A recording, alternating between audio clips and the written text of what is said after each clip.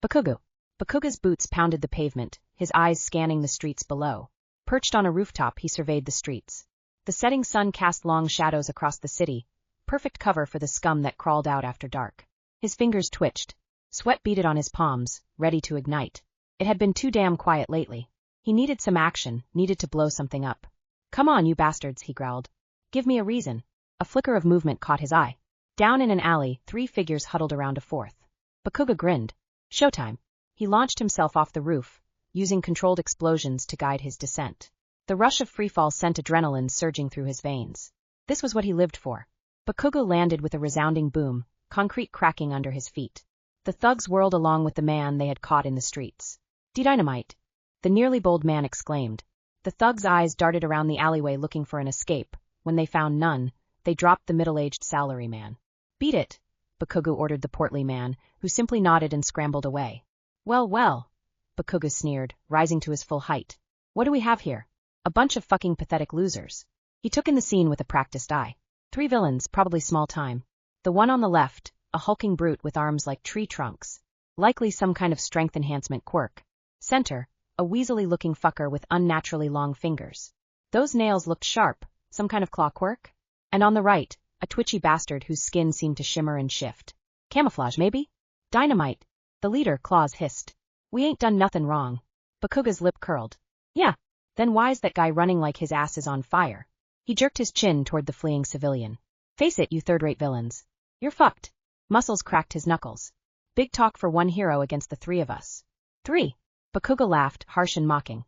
"I could take you extras down with both hands tied behind my back."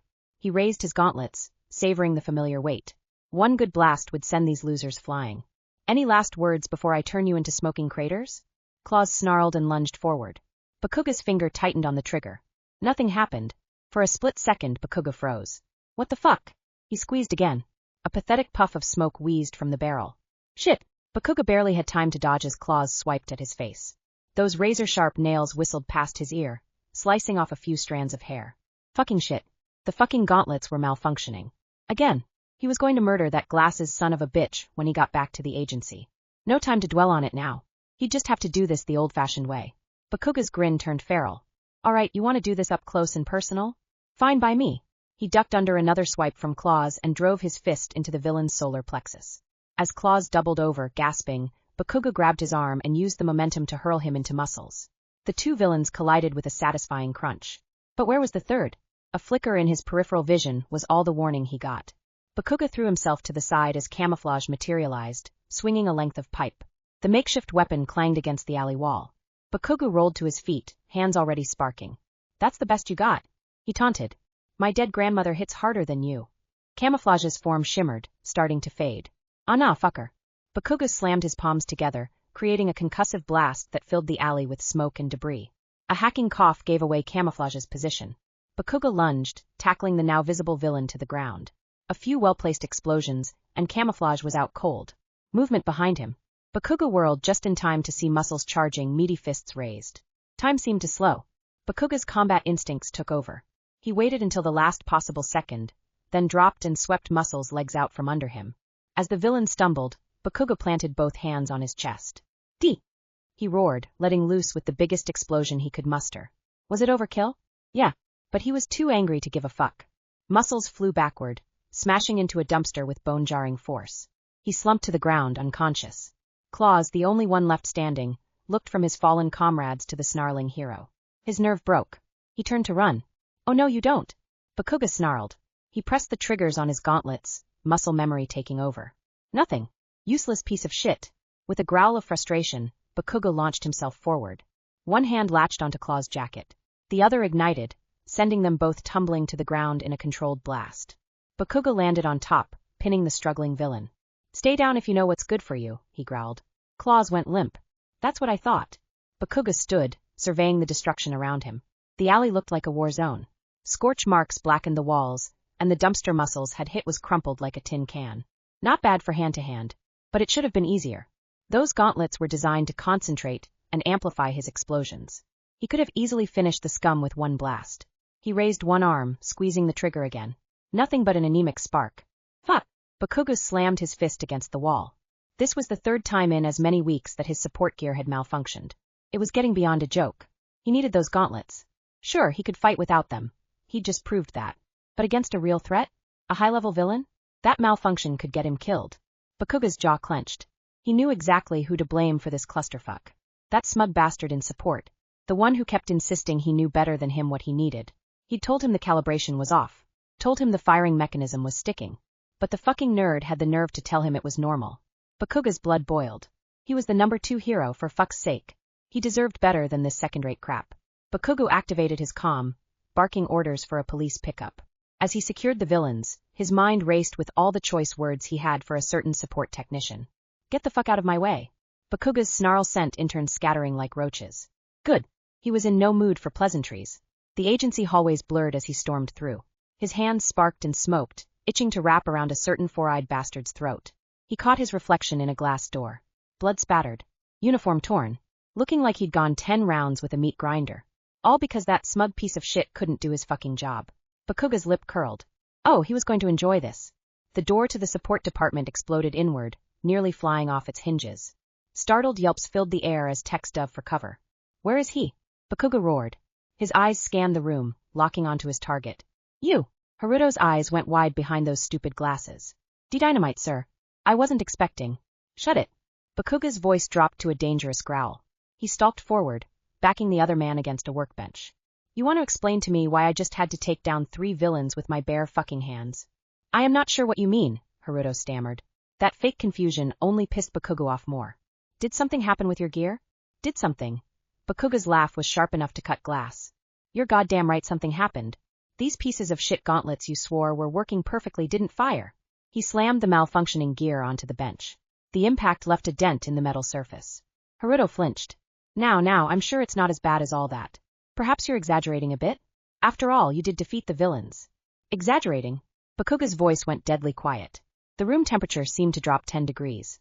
You think I'm exaggerating? He seized a fistful of Haruto's shirt, hauling him close. Listen here, you arrogant fuck.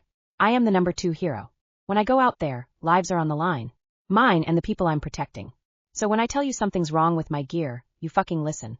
Haruto's Adam's apple bobbed as he swallowed hard. Oh, of course, sir. I apologize if there was any misunderstanding. I'm sure we can sort this out. Oh, we're way past sorting out, Bakugo snarled.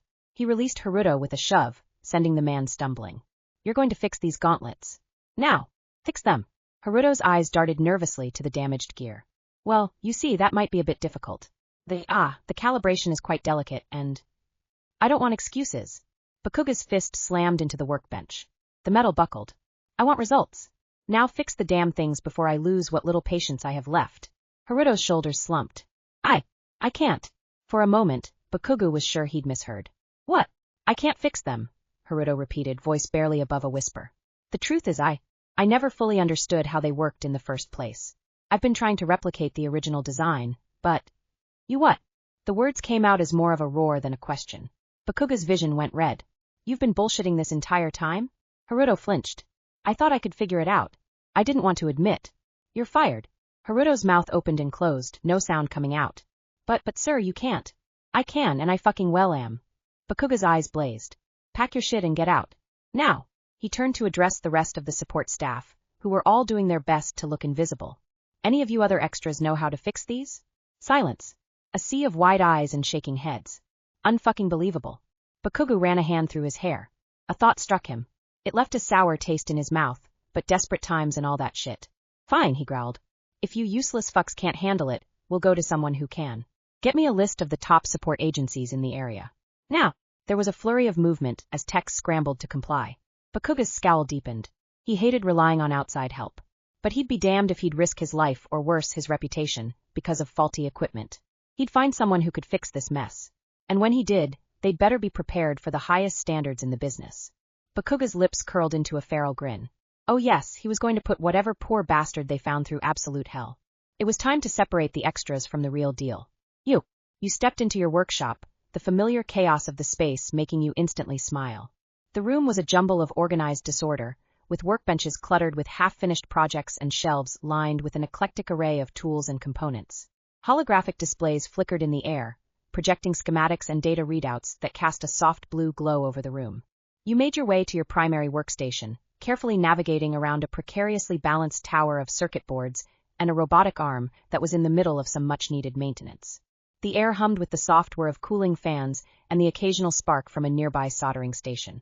As you settled into your chair, you pulled on a pair of magnifying goggles and picked up a set of micro-precision tools. Before you lay ChargeBolt's support item, a circular mechanism designed to be worn on his wrist. It was an intricate piece of technology, meant to aid the pro hero in aiming his quirk by shooting disc-shaped pointers. You lost yourself in the work, your hands moving as you carefully adjusted the internal components. Your fingers danced over the delicate circuitry, tweaking and fine-tuning with a level of precision that came from years of experience. The world around you faded away. How's it coming along? The voice startled you out of your concentration. You looked up to see Ryoichi Kuroda, your colleague and fellow electronics specialist, peering over your shoulder with interest. You leaned back, stretching out the kink in your neck. Pretty well, actually. I think I've managed to increase the accuracy of the pointers by about 15%. Kuroda's eyebrows shot up. Impressive. ChargeBolt's going to be thrilled. You smirked, unable to keep the smug pride out of your voice. Well, he should be. I've been working on this thing for weeks. Kuroda pulled up a chair, his eyes fixed on the mechanism.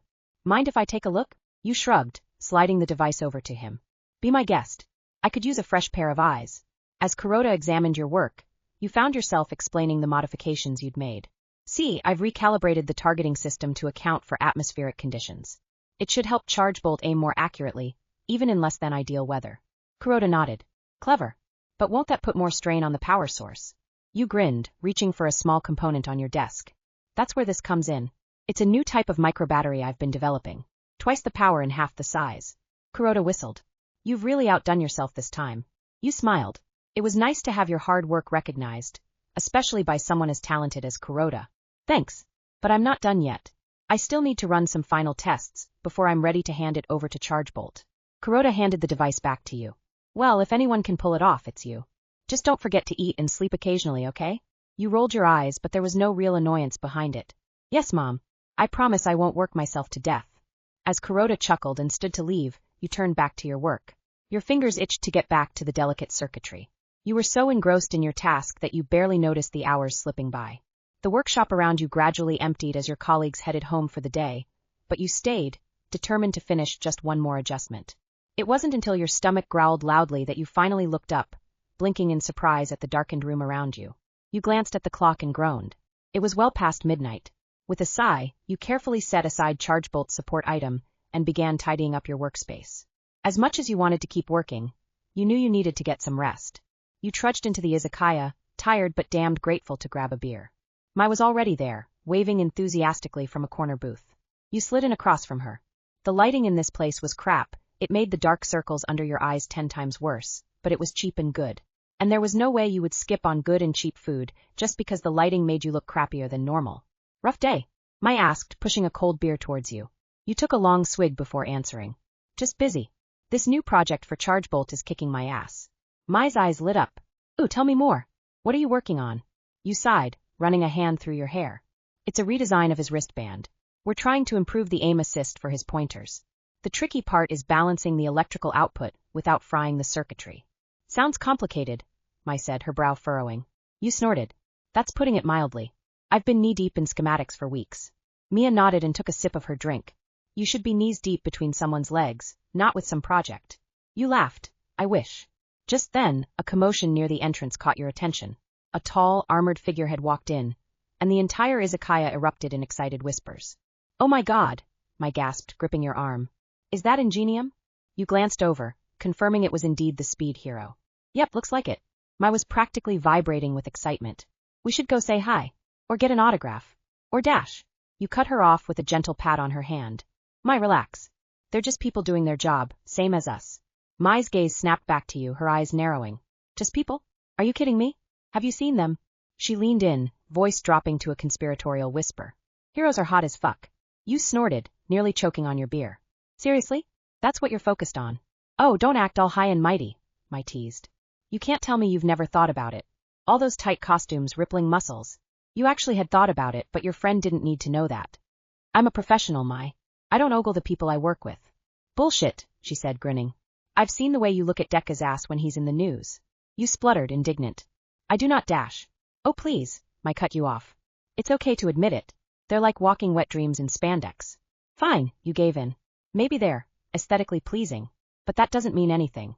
Mai's triumphant smirk made you want to crawl under the table. Knew it. Her eyes were still tracking Ingenium as he made his way to a private booth. God, I bet he's fast in bed too. Can you imagine? Those powerful thrusts over and over until you're screaming his name. Her smirk grew, his real name that is, or maybe he's super kinky, and he likes it when girls call him by his hero name. You groan, dropping your forehead to the sticky tabletop. Thank God Ingenium couldn't hear them over the bustle of fans. Jesus, Mai. TMI. She ignored you, lost in her fantasy. I wonder if his stamina translates to other areas. He could probably go all night long. For fuck's sake, you muttered into the table. Can we please talk about literally anything else? Mai's attention snapped back to you. What's your problem? How are you not impressed by him? He's Ingenium, one of the top heroes in the country. You sit up, scrubbing a hand over your face. How do you explain that after years of working with heroes, the shine has worn off? That you've seen them at their worst, sweaty, bruised, and bitching about malfunctioning gear. That you know the unglamorous reality behind the carefully crafted public personas. But more than that, how do you admit that there's only one green hero who gets your blood pumping these days? You settled for a non-committal shrug. I guess I'm just not into the whole speed thing. Mai's eyebrows shoot up. Oh, and what exactly are you into, then? You take a long swig of beer, avoiding her knowing gaze. Nothing. No one. Shut up. Mai finally tore her gaze away from Ingenium, focusing back on you with a sly grin. Speaking of seeing people, when are you going to get back out there? It's been ages since you've been on a date or gotten some for that matter. I get. You started to protest. Your friend rolled her eyes. That doesn't count. You need to get railed. She took a swig of her beer, eyes drifting to the speed hero. Or at least go out on a date. Not this again. I've told you, I don't have time for dating right now. You have to make time. Mai insisted. You can't just work all the time. What about that cute guy from accounting? The one who thinks Excel is a type of turn-on? Hard pass. Mai laughed, shaking her head. Okay, fair. But seriously, you need to get out more. I'm out right now, aren't I? You countered, wildly gesturing to the izakaya around you. With your best friend doesn't count, Mai said, rolling her eyes. I mean real dates. Meeting new people. Having fun. You sighed dramatically. Bold of you to assume I find other people fun. Mai snorted into her drink. God, you're impossible. Fine, be a hermit. More cute guys for me. I thought you were happy with Kenji, you teased. Mai's eyes softened at the mention of her boyfriend. I am. He's really great, actually. We're talking about moving in together. Wow, that's a big step. Are you ready for that? Mai nodded, a small smile playing on her lips. I think so. It feels right, you know? You actually didn't know, not really, but you were happy for your friend. That's awesome, Mai. I'm really glad you found someone who makes you happy. Thanks, Mai said, reaching across the table to squeeze your hand. I just want you to be happy too. You squeezed back. I am happy. I've got my work, my friends. What more do I need? Mai opened her mouth to argue, but was cut off by a sudden increase in volume from the TV mounted in the corner. You both turned to look, seeing the familiar explosive hero on screen.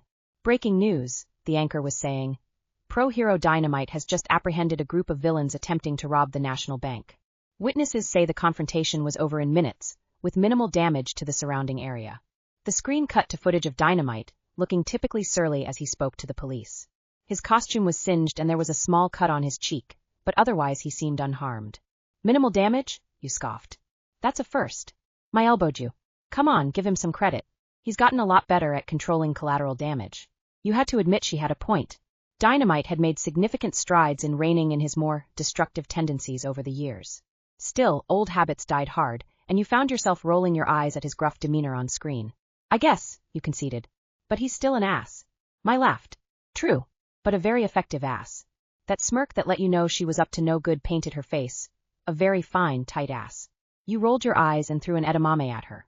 As the news moved on to other topics, you found your gaze lingering on the TV, your mind drifting to thoughts of explosive quirks and support gear.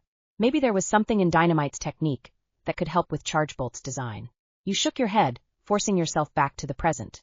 This was supposed to be your night off, after all. You turned back to Mai, who continued to not so subtly ogle Ingenium.